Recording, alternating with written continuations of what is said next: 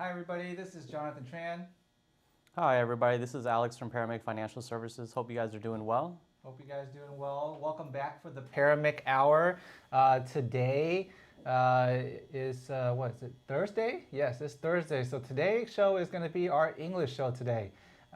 Frank, he's actually on his way to no Hawaii. We talked about Hawaii last time, and I have it in my head. No, he's on his way to Florida right now on vacation with his loved and some friends. So if anybody who is the Team Frank, you're going to miss him today because he is enjoying vacation in Florida right now. He flew out this morning very early, and I think he got there okay. So we're wishing him some good vibes, have a lot of fun. Frank's been working really hard this year. He's been pushing himself to the limit, and really proud of him. And so he has a well-deserved break. So Frank, if you're watching us, I hope you're having a good time in Florida. And thank you for all your hard work. But today, Alex is back.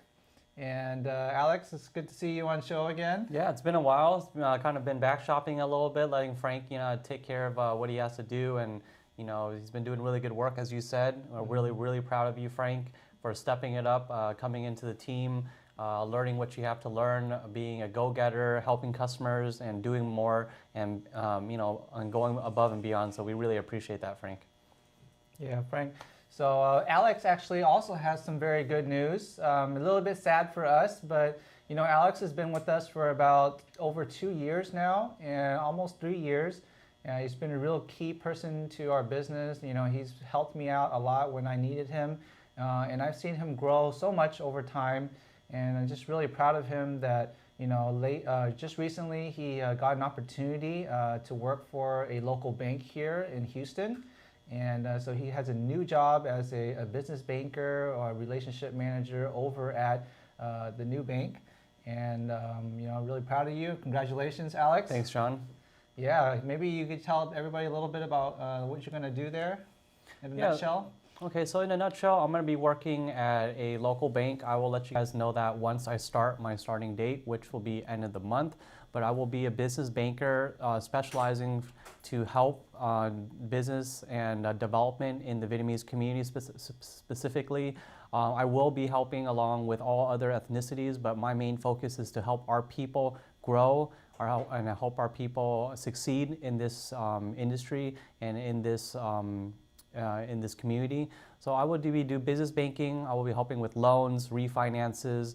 If you guys have any services like you need help with your payroll, I can help you with your payroll. If you need help with merchant services, I can help you with merchant services.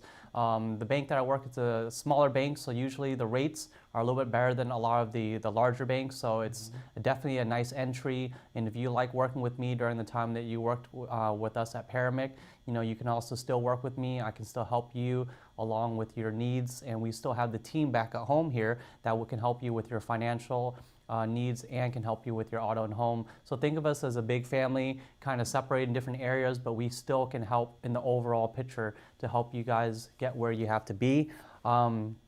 So yeah, I'm really looking forward to do that. It's something new and different, and it's nice to go ahead and get back into the corporate environment, as I used to work in corporate environments before, and I think it's a good time for me to get back into it, have a different type of structure to build and grow myself. And yeah, so I'm really excited on doing that. I'm hoping that you guys will help support me along with that and allow me to help support you, grow your business, and continue to prosper. Awesome, Alex. Thanks, Jonathan. I'm proud of you, bro. My old job when I used to work at the bank for 13 years prior to leaving 5 years ago, I also was a business banker as well. And so, I really loved working at the bank. That's where I started my career in the financial industry. Was at the bank, and I did everything. I was a teller, I was a CSR, which is like in between a teller and a banker, and I was a personal banker, and I was a business banker, and so I did a lot of jobs there. And what I learned how to work with people, right? And I think I like to help people, but for me at that point is that when I got to a certain level at the bank, I felt like, there was more opportunity for me to grow outside. For you, you've always been back and forth, and you've grown on both sides, like working independently and also working, in corporate. And now you have a chance to go back and work in corporate again. I think you have a lot of skills that you've learned here over time that you can take over there, right? Definitely. Yeah, so that's exciting. So if anybody who needs any banking services at all, and you want to go to like a small boutique bank, just like our office here at Paramic Financial Service, we're a small boutique financial services firm. We don't do banking accounts, so that is like a perfect match for Alex, is that we can partner with Alex here and support him, and he can support us, because there are services that we don't do versus he doesn't do. And so I think there should be some referrals back and forth. Definitely we want to support Alex. So if anybody out there, if you're looking for a good bank, a bank that can take care of your needs and not look at you just as another number, but come and make sure you guys support Alex. He'll probably be back as a guest. I'm sure his bank already gave him the green light to come and do shows with us. So it'll be really fun to see what's new in banking and what innovative products and things that his bank's willing to do for our Vietnamese community and also for the community as a whole, right?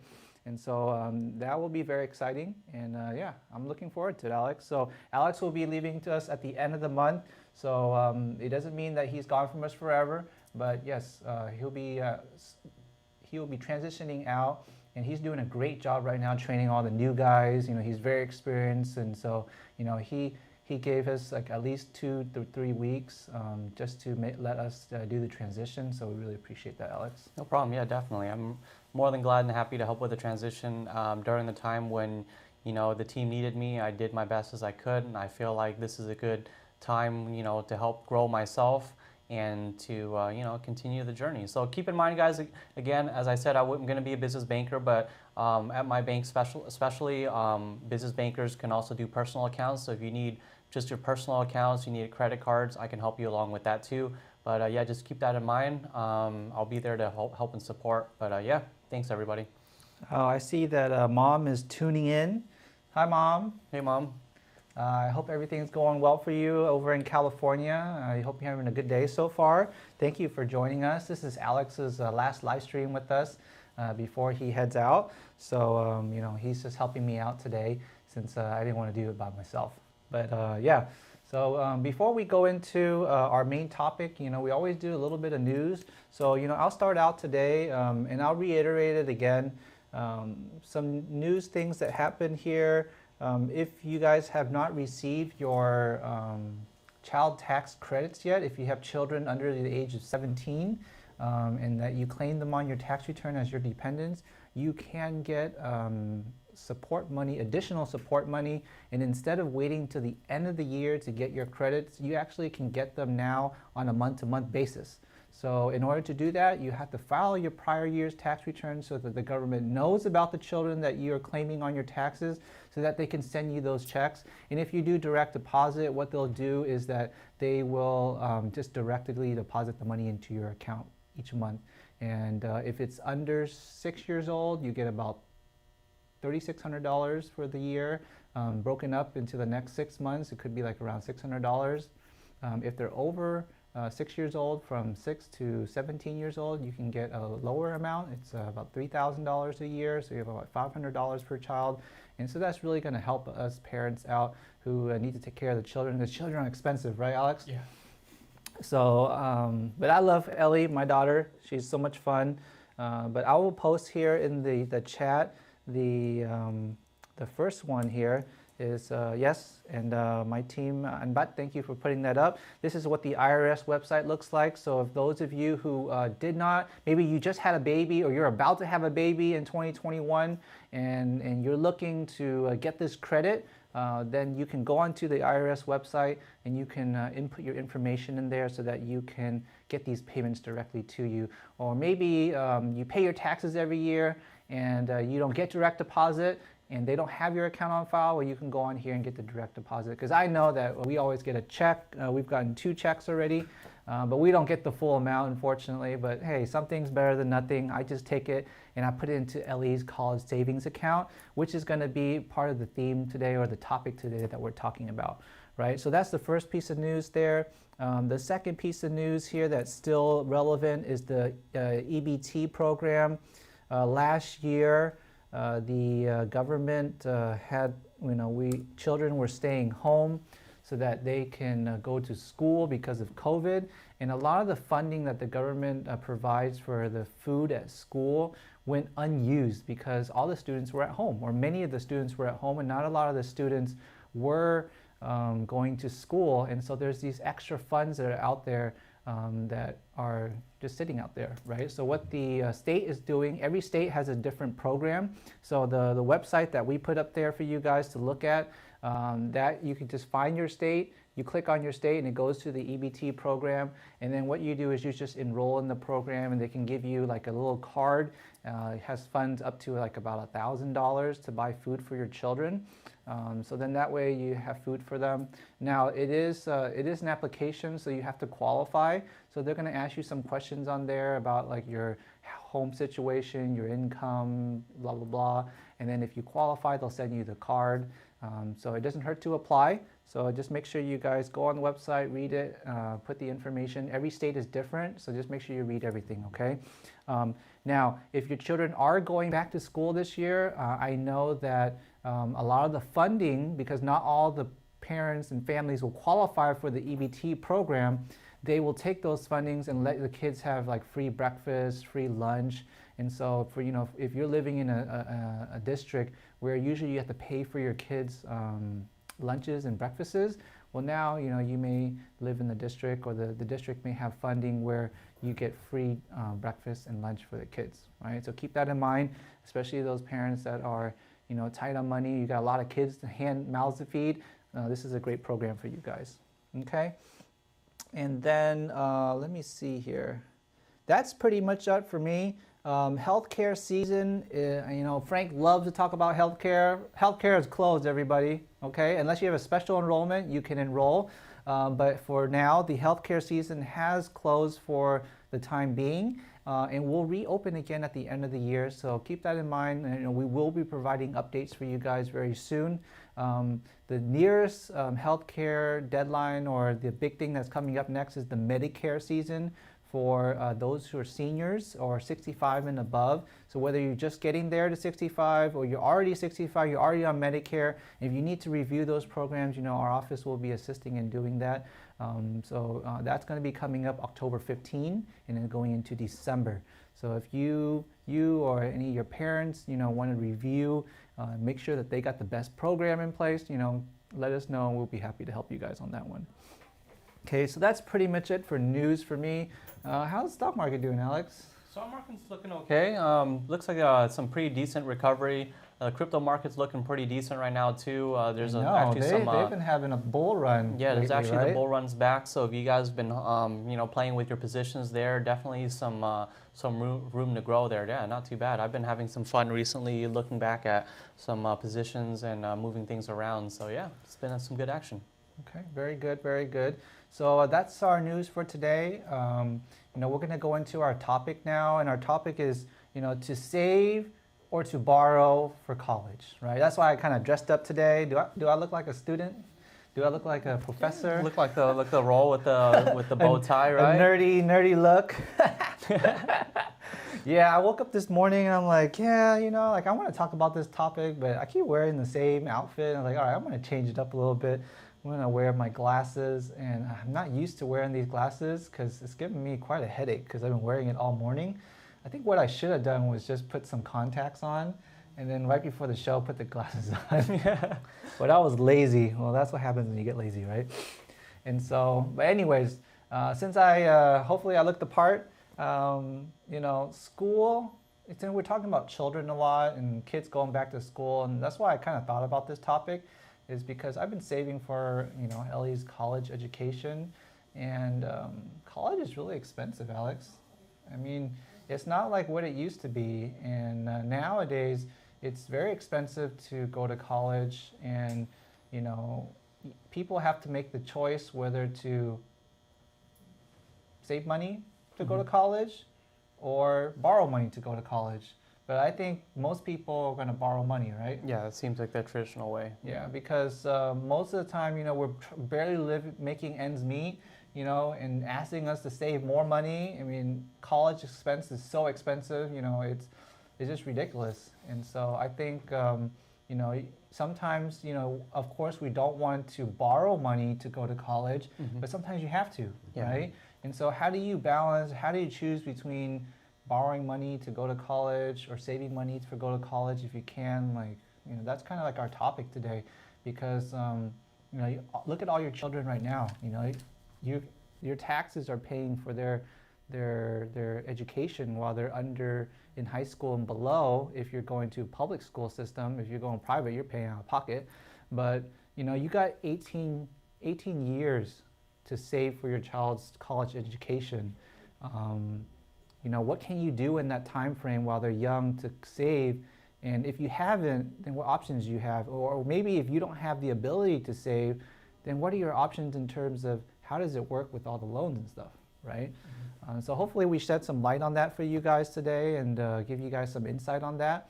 But I had Alex do a little bit of research, give you guys some statistics here to just kind of look at the big picture, before we go into kind of like more details about the different ways to save and little things like that. So Alex, maybe if you can share with us some things that you found out today about debt in America. Okay, yeah, definitely. So I did some statistics hunting for us, some stuff for American debt, home mortgage debt, and also student loan debts. Okay, so let's start off with the American credit card debt and the statistics on how that looks like. So the average American family's credit card debt is $6,270. Okay, the total outstanding U.S. consumer debt is $4.2 trillion. Okay, some pretty large numbers there, and that's going to get worse. Total credit card debt is $807 billion. That is just total credit card debt there. We have a 45.4% of families carrying out some kind of credit card debt, okay, within the family household. Families with a lower quarterly and net worth, their average credit card debt is about $4,830 in credit card debt. All right, yeah, that's a pretty large number just for American credit card debt. John, what do you think? Wow. That basically means half the people in America have some form of debt. Yeah. And the average debt is about $6,000? Yeah, $6,000. $6,000, ladies and gentlemen. I mean, that could be like 2 to 3 months of people's salary, right? And if you have all these bills to pay, like how long would it take you to pay off that $6,000 debt? And you got to factor in the interest rates that you get charged. You get charged for interest on your debt. What's an average interest rate, Alex? I'll be honest. From what they get from me, I pay about $30 of interest off of my debt itself. So just factor in, like Jonathan said, if you're paying all these different bills, you're getting a nickel and dime, 20, 50, 100 here and there. Sometimes you might not even have any budget to even pay off the minimum. So if you don't pay the minimum, your debt's going to keep increasing, and it's actually going to be an overall larger number. So that could be a real big rabbit hole that once you go down, it keeps getting deeper and deeper. So definitely be careful. Something we got to keep in mind. Yeah, credit card debt generally, unless you're getting like a new credit card and they try to like suck you in with that 0% interest or something like that, it's generally about 15 to 25% interest rate. Okay. That's insane. Yeah. If you have a $5,000, $6,000 debt and you have a 20% interest rate, that means in 1 year they're going to take about $1,200 in interest from you, right? So that's basically you're adding on to that balance. And if you're just paying the minimum payment, if you look on your credit card bill, you're going to see that it'll tell you like how many years it's going to take for you to pay off your debt if you just keep paying the minimum, right? You don't want to pay the minimum. You want to pay more if you can. Now, if you're in some form of credit card debt, now we're not going to make it go away, but we can show you how to use some form of like debt program, like how to structure paying your debts so that you can pay it down faster, right? So if you have an issue with debt, let us know.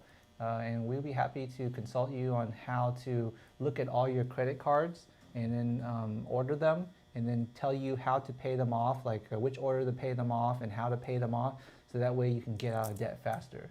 And so instead of maybe taking like 5, 6, 7, 10 years to pay off your debt, maybe you can pay it off in like 3 years, 2 years, right? So you got to be aggressive with it because they're going to be very aggressive with you. Yep. Okay, so credit card, so of the $4.2 trillion of consumer debt, we're talking about 800 billion of that, so almost 1/4 of that money is just credit card debt alone.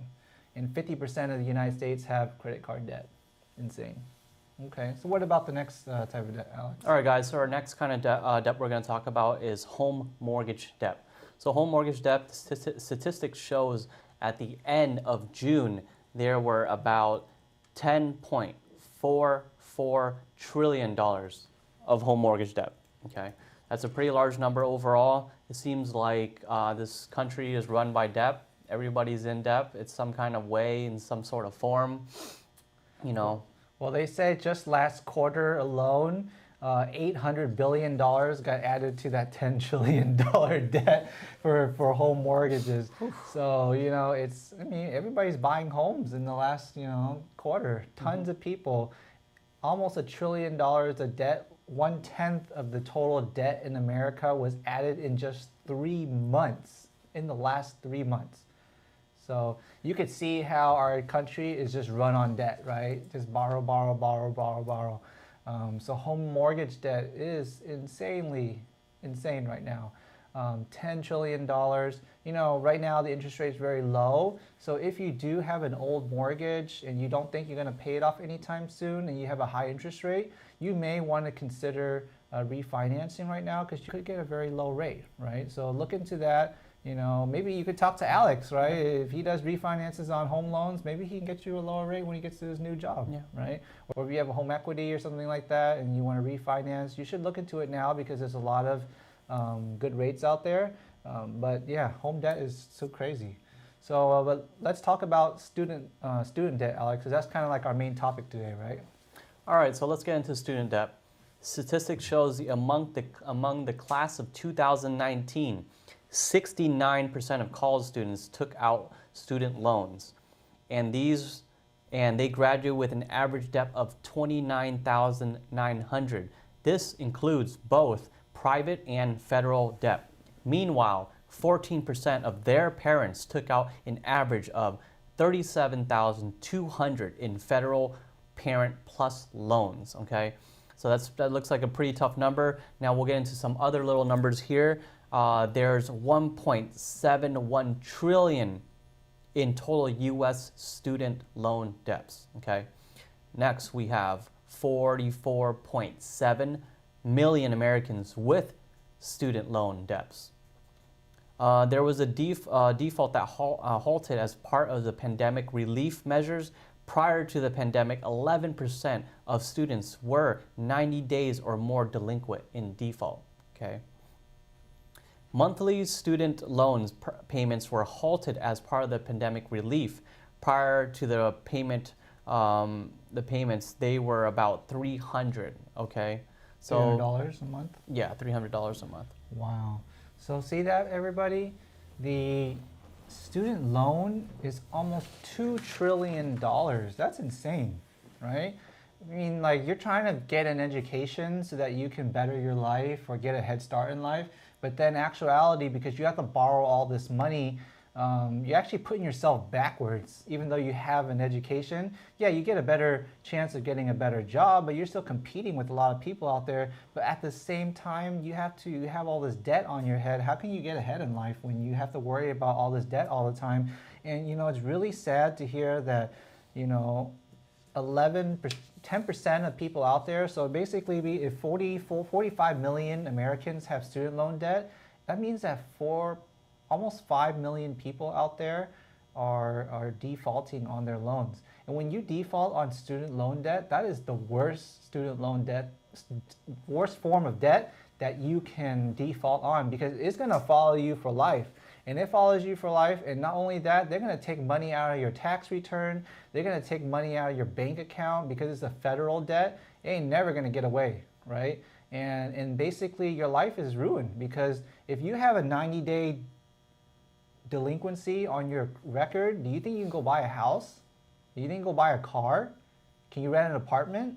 Can you rent a house? You can't, because most places check your credit now. And if they see that you defaulted on your student loans, they're not going to give you any kind of debt at all, right? So you're not going to be able to buy a house. You're not going to be able to rent that apartment. You're not going to be able to rent that house.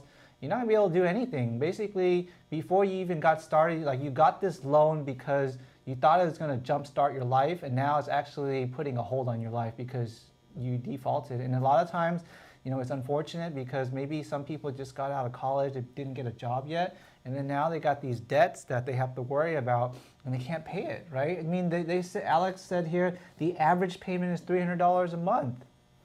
$300 a month for some people, that's food money, that's gas money, that's insurance money. That could be half of your rent, right? In some places, if you're renting a room, that is your rent, right? And now you got to pay $300 average, for the student loan. That's quite a bit. And on top of that, not only are the students are being hurt, but the parents are being hurt as well. Why? Because the parents got to take loans now for their children.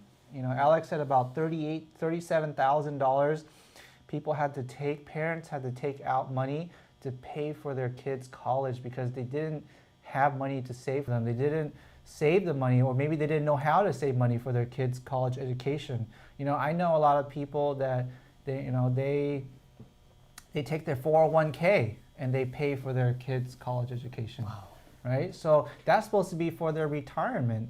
And now they're taking money out of their retirement, which is supposed to be like, hey, my nest egg, so when I retire, so I can pay for my child's college education because I don't want them to be in debt. But then now that's pushing back your retirement even further, right? So you're going to work more.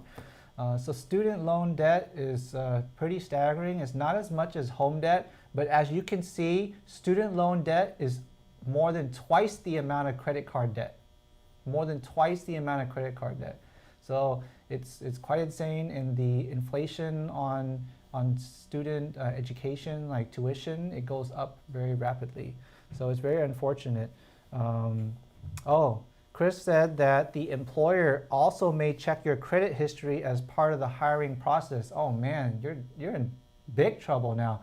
So you thought that you borrowed this loan so that you can get a job, and now you defaulted it and they check your credit and you can't get the job that you wanted because you borrowed this money and now you can't get the job. Wow, that's tough. That is hurting. That's hurtful, right?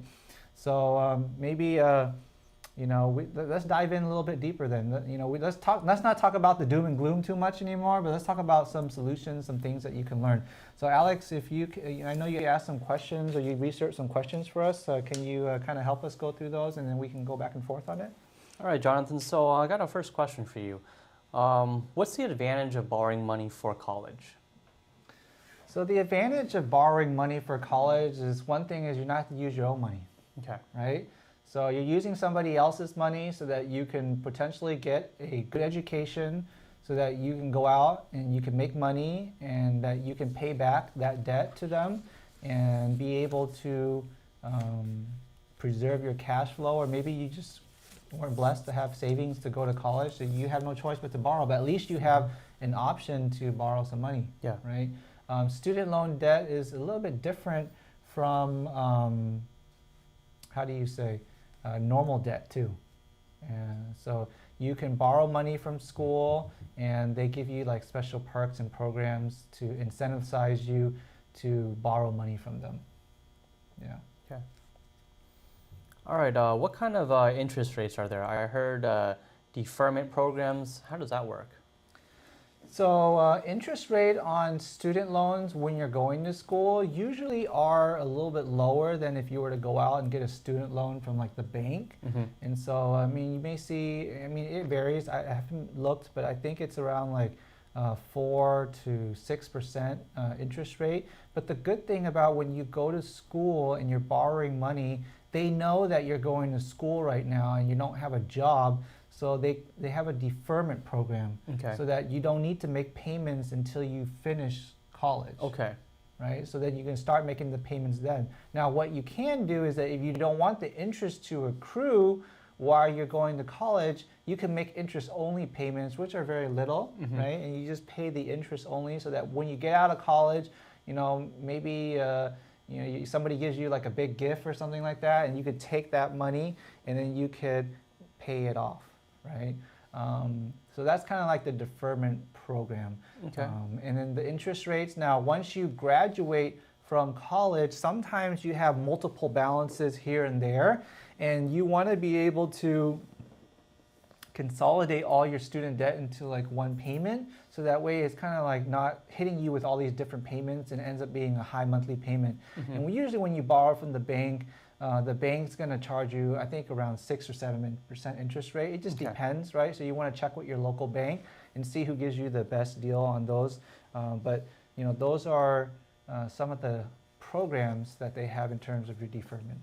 All right, thanks for that answer, John. Really a solid answer there. So next one. I also heard about public service forgiveness program. How does that work?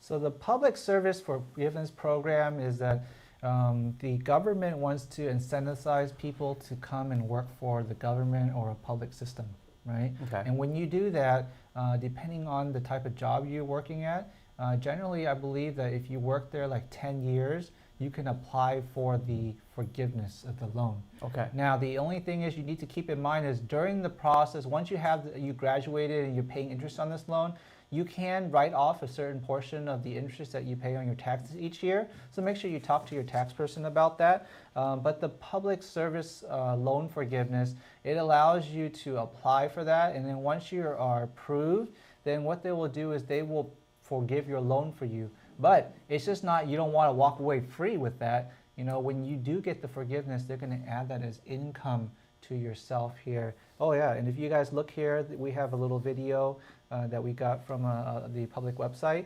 in regards to that, right? So you just got to make sure that you show your proof of employment, you apply the application. I believe over 1.5 million people apply a year for these programs, but they do add the forgiveness as income to you, right? So don't be surprised that the year that you apply for your forgiveness, all of a sudden you have like a fat bill come in. Now they may split it up for you, so it's not so much, but it's still going to be added to your income. Okay, so that is the public service program. What I also want to share with you guys too, and this is a very common website for everybody. The studentaid.gov is the FAFSA website. I'm just going to post it here. So for those of you who haven't heard about it, I'm sure that oops, did I post the right one? Sorry guys, I reposted the wrong link. There we go. So,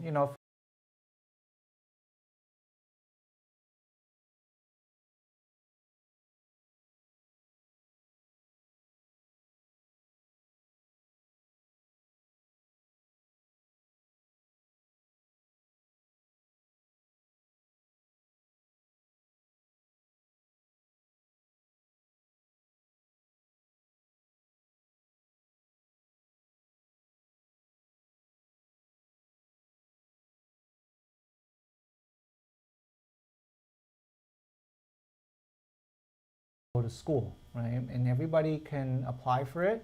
They don't discourage anybody not to apply. So make sure that you go to the FAFSA every year and you apply for it, and they have a deadline, right? So don't miss the deadline. Make sure you file your taxes in an orderly time. Get your parents, if you're under 25 years old, make sure that they file their taxes and you get all that ready so that you can fill out your application. It's a fairly simple process, not too hard. It may take you like 20 minutes, 30 minutes to do so, right? But make sure that, if you are needing money to borrow to go to school, it's okay. But make sure if you do borrow it, you have a plan, right? Hey, how long are you going to go to school for? What degree are you going to graduate with? What do you plan to do when you get out, right? You got to have a plan for all.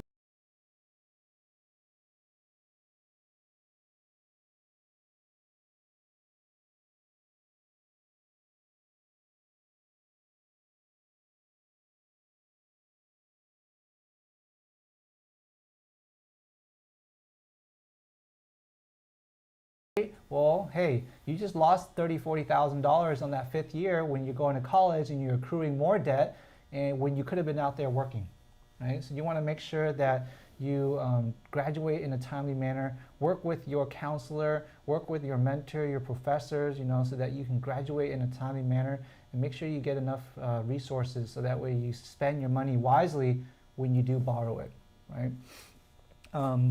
So Alex, you have any other questions that we can?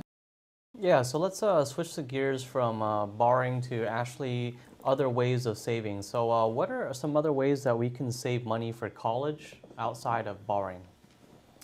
So saving money for college, I mean, you can always save in different ways, right? So the very first way that most people can hear about is the 529 plan, right? 529. So the 529 plan is a special savings account that is used specifically for college. Now, how does it benefit from, say, you just saving money in a savings account? Is, you save money in a savings account. Yes, you do have some liquidity, meaning that if you need to access it for anything but the school, right, you can take it out and use it. Any interest that you earn in the savings account, you will pay interest that year that you earn the interest. If you put it into an investment account, like a mutual fund, a stock account, and you're growing your money that way, if you earn interest that year, you could pay taxes the same year that you earned it in. Now, going back to the 529, the 529 is meant for school. So what perks do they give you?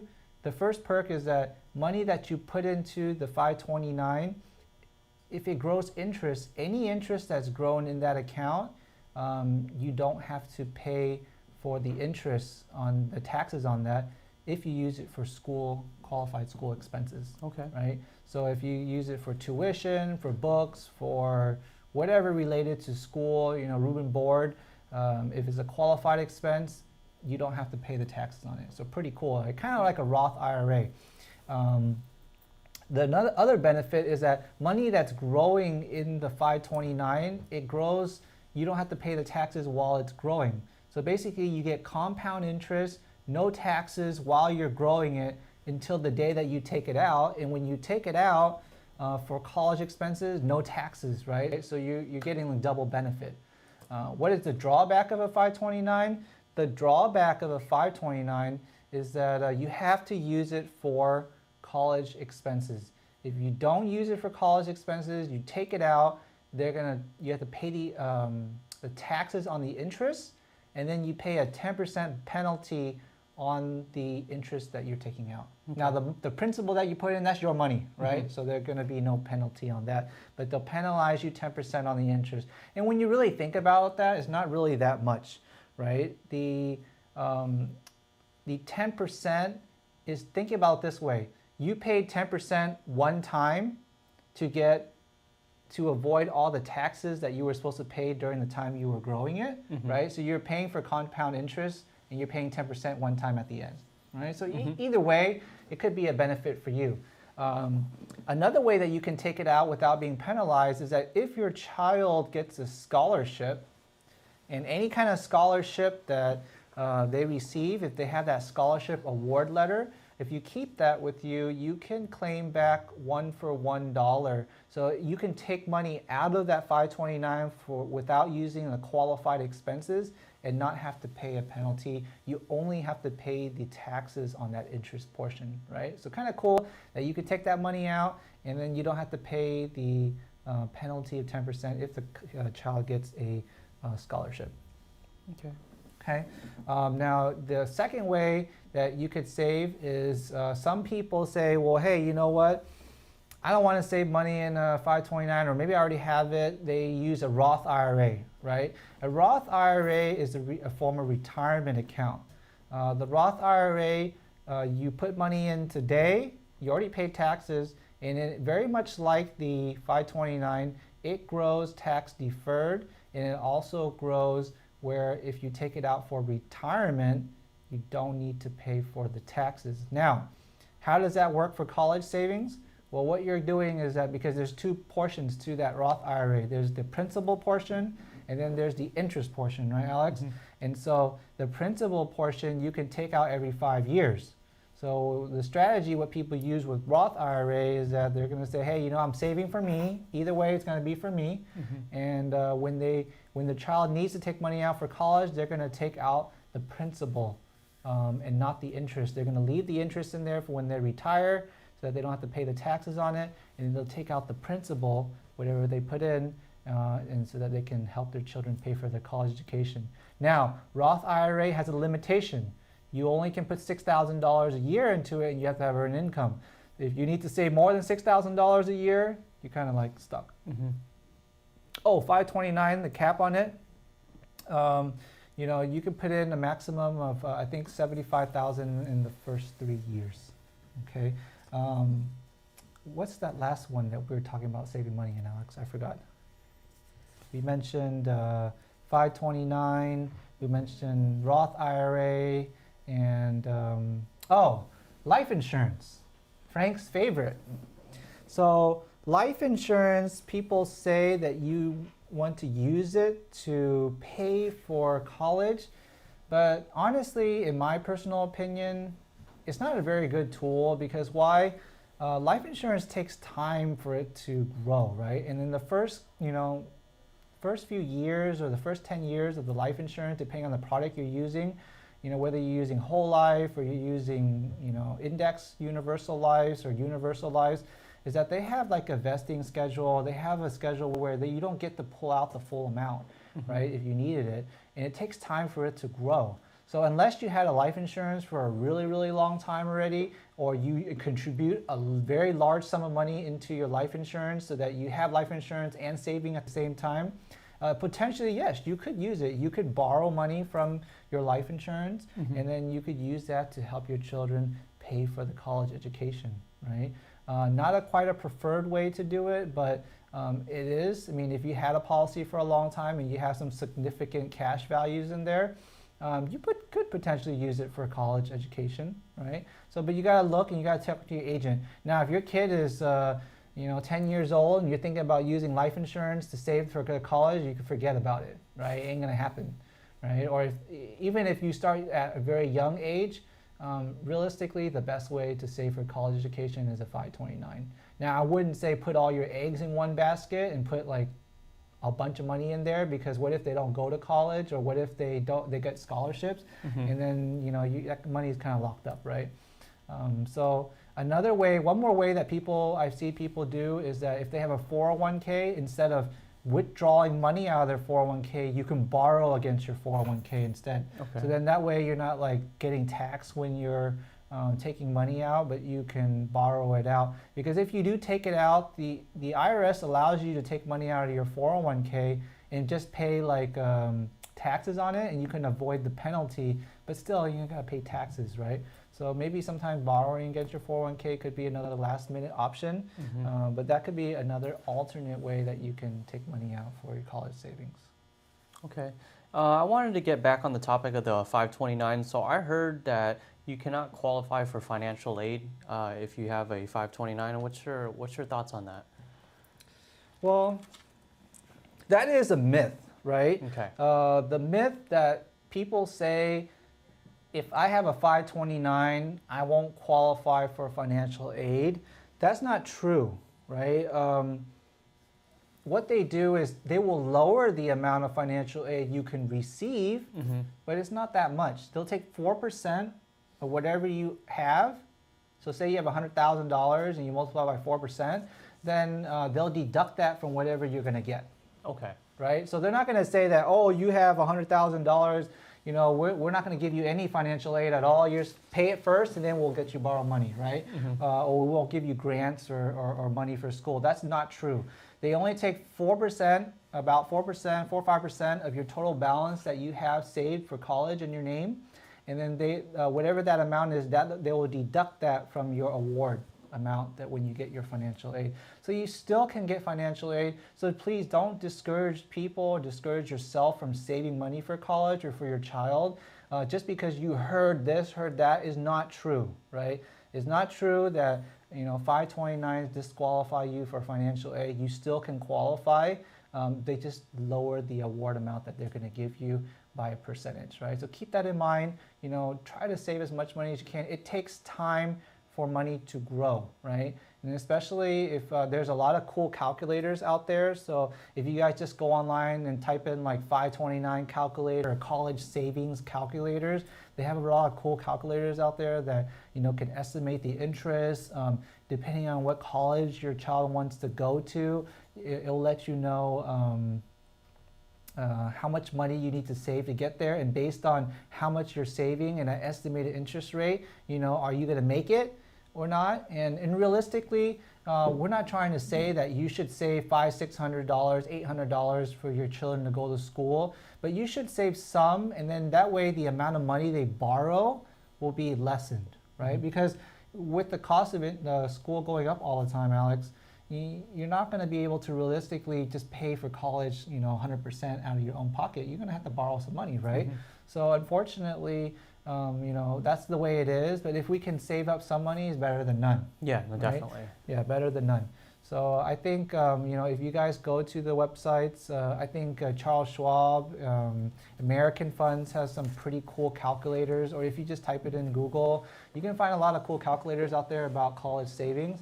And that way you can start saving because, Julie told me she wants to send Ellie to Rice University. Mm-hmm. And Rice University, if I want to save for her college, full ride, I would have to save $1,800 a month. That's more than my mortgage right now. My mortgage right now is $1,300. And, and if she wants to go to Rice University on a full ride, damn, that's a lot of money. Mm-hmm. Holy crap. Excuse me.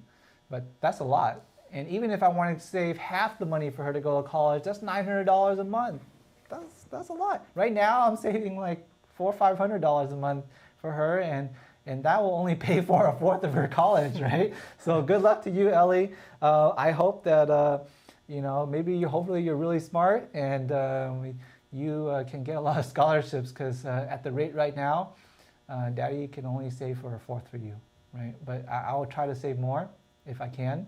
Maybe Uncle, if you hit it big at the bank, you can help save too. Yeah. But so I think that's pretty much it. You have any other questions for us at all? No, that's pretty good. I think we hit all the solid points about how college is in this time of day, different ways that you can save for it, mm-hmm. different ways that you can pay for it, the different methods and strategies. Because as we always talk about on our live streams, there's not always one strategy for everybody. There's different strategies for each person, each situation, because we're all in a different situation, and there's different ways to play things out. So sometimes you want to sit back and analyze what position you're in, how your position looks like, and which direction may be the best benefit for you. So always remember, if you have questions or concerns, you can always consult us with a good strategy on how you should approach things. We are specialists in this, and this is the field that we primarily take care of. So yeah, let us know. We're always open to help and answer questions. If you guys have any questions on these type of things or topics that you actually want to see more or learn more about, always let us know. It really helps if you guys leave comments on the Facebook videos or the YouTube videos. Let us know what you guys are looking forward to. If you want, you can always personally message Jonathan, Frank, or I about some feedback on what you guys like, what you guys don't like, maybe more things that you'd like to see. And always let us know and support us so we know how to help and support you guys. Yeah, thank you, Alex, for that. And yes, in terms of supporting us, please make sure that you follow us on our YouTube channel. I posted the link below.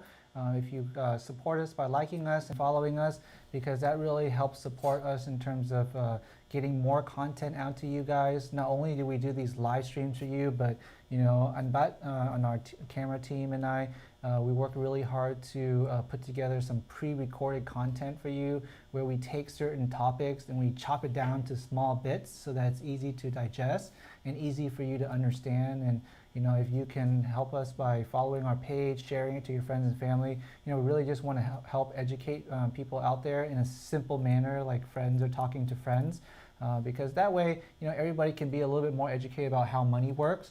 and it's easier for us to work together. I find that a lot of times when our customers are more educated, or our friends and family are more educated about their finances, and when we help them, it's more of a partnership rather than it's a client and advisor relationship, right? Where you're relying on us to do certain things for you, but it's more of a partnership. We work together to reach your goals and for us to reach our goals too.